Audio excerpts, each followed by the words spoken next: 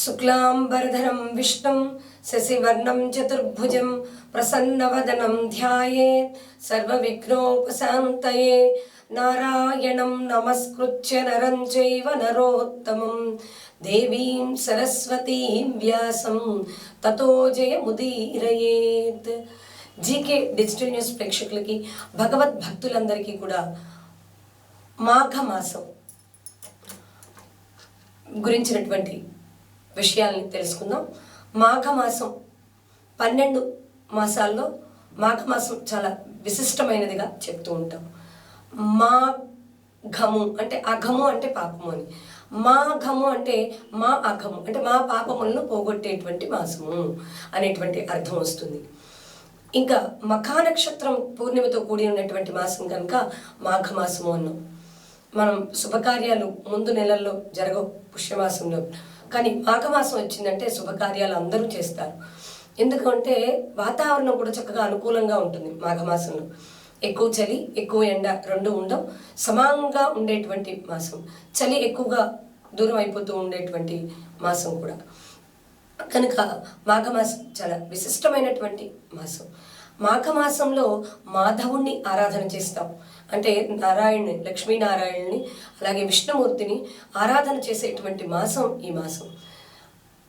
చివరిలో మనం మహాశివరాత్రి, మహాపర్వదినం, జన్మకో శివరాత్రి అంటే అలాంటి మహాశివరాత్రి పర్వదినం కూడా ఇదే మాసంలో శివ ఆరాధన చేస్తాం. అందుకే శివస్య హృదయో విష్ణు, విష్ణుస్య హృదయో శివ. అంటే శివకేశవులిద్దరికీ అభేదం. మొదట్లో విష్ణువుని పూజించడం మొదలు పెడుతూ శివుణ్ణి ఆరాధన చేస్తూ మనం పూర్తి చేస్తాం అమావాస్యని. మాఘమాసం స్నానానికి చాలా ప్రసిద్ధమైనటువంటి మాసం. మాఘమాసంలో తప్పకుండా చేయవలసిన వాటిల్లో స్నాన విధి, స్నానాన్ని ఆచరించాలి ప్రత్యేకమైనటువంటి తిథుల్లో. తర్వాత అలాగే మాఘ పౌర్ణమికి మనం మాఘ స్నానం అని చెప్పి విశేషంగా చేస్తాం. అలాగే ఇంకా మాఘమాసంలో మొదటిగా మనం జరుపుకునేటువంటి పండగ ఏంటి అంటే శ్రీ పంచమి. దీన్ని సరస్వతి పంచమి అని, మదన పంచమి అంటాం. అంటే అమ్మవారు మనకి విద్యలకి మూలం ఆవిడ. మనలో ఉన్నటువంటి అవిద్య దూరం అయిపోయి విద్య రావడమే అక్కడ గొప్ప విషయం. మనకి విద్య అంటే జ్ఞానం. ఆ జ్ఞానాన్ని కలిగించేటువంటి తల్లి సరస్వతీదేవి.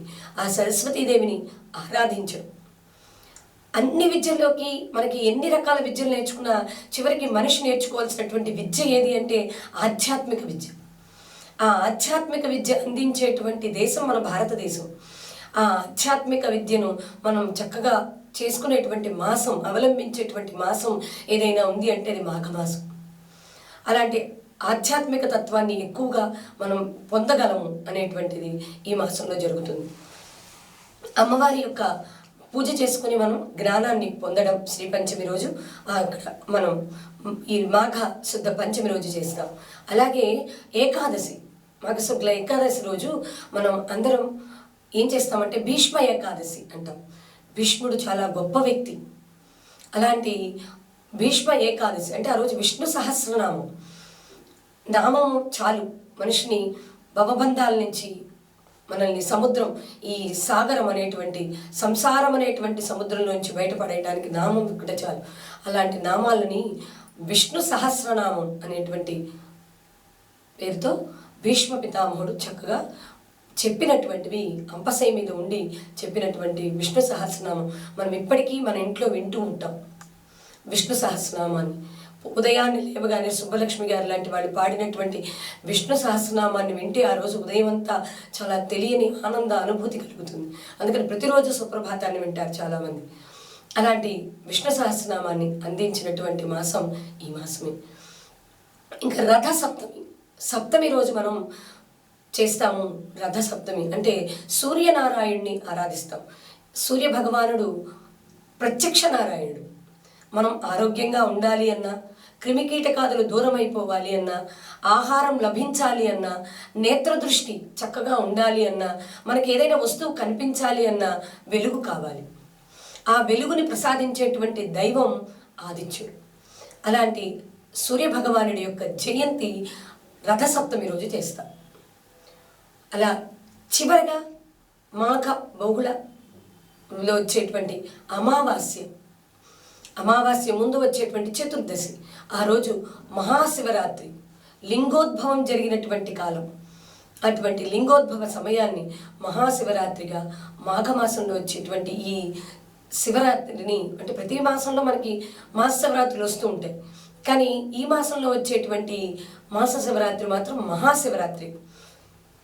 ఆ రోజు లింగోద్భవం జరిగినటువంటి కాలంగా, లింగోద్భవం అంటే శివుడు లింగ రూపంలో మనందరం అర్చించుకోవడానికి అనుకూలంగా స్వామివారు ఆవిర్భవించినటువంటి సమయంగా ఈరోజు మనం శివార్చన చేసుకోవడం అనేది ఈ మాసంలో చేస్తాం.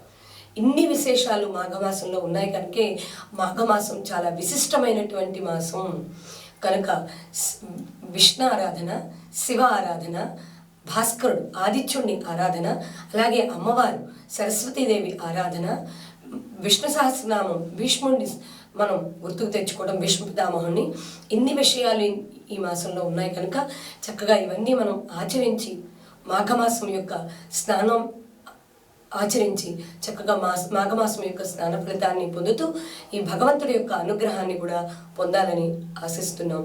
శుభం భూయాత్.